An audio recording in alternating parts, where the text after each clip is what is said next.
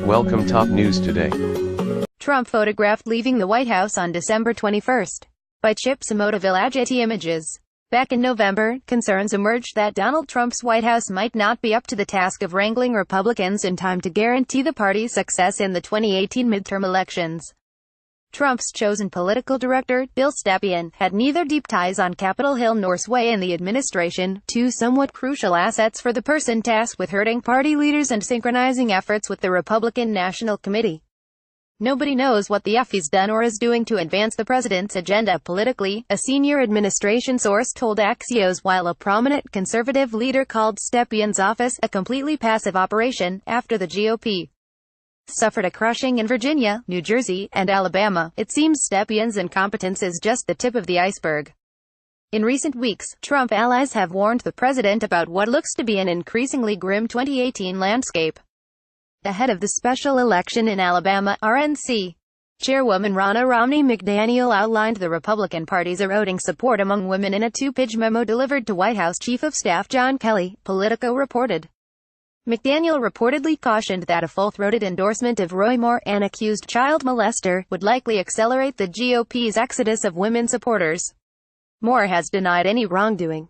Moore's eventual loss to Democrat Doug Jones, as well as the governor's race in Virginia, in which Republican Ed Gillespie lost to Democrat Ralph Northam by almost 9 points, illustrated the perils of running a Trumpian campaign without Trump. One Democratic strategist characterized Gillespie's loss in the traditionally purple Virginia as the suburban revolt against Donald Trump and suburban revolt against the current state of the Republican Party, noting that it could foreshadow Republicans losing their majority in both houses of Congress. With a potential electoral slaughter looming, Trump advisors are reportedly scrambling to nail down a cohesive strategy. Multiple outlets reported that within hours of the tax reform's passage on Wednesday, Trump met with aides and outside advisors including Kelly, Stepien, Senior Counselor Kellyanne Conway, Data and Marketing Advisor Brad Parscale, Communications Director Hope Hicks, and informal advisor Corey Lewandowski to discuss the outlook for 2018. But according to accounts by the New York Times and the Washington Post, the meeting devolved into a dust-up between Stepien and Lewandowski, the latter of whom criticized both Stepien's performance and the RNC, arguing that Trump wasn't being served well by either.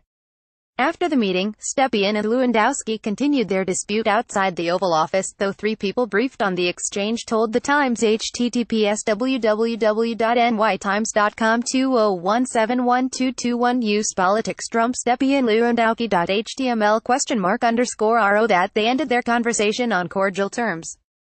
Their tussle underscored the competing power centers in Trump world, while Lewandowski and Steve Bannon, the president's former chief strategist, have pushed for Trump to embrace his flame-throwing tendencies and back populist candidates. Others in the White House have urged greater restraint and a more calculated approach to the midterms. But the path forward is far from clear, and Republicans are predicting, in the words of Senate Majority Leader Mitch McConnell, a real knockdown, dragoo, even on the Senate side. The environment today is not great, the generic ballot's not good, and I'd love to see the president's approval rating higher, McConnell said in an interview on Thursday. Scott Jennings, who served as a top political advisor to George W. Bush and is close with McConnell, told Politico that the prospect of an upset is becoming more real by the day. There are 10 months to improve the fundamentals here. And I think there's a realization that there's at least a 50% chance one or both chambers could fall, he said. In less than 1 year, this first term could be, for all intents and purposes, over.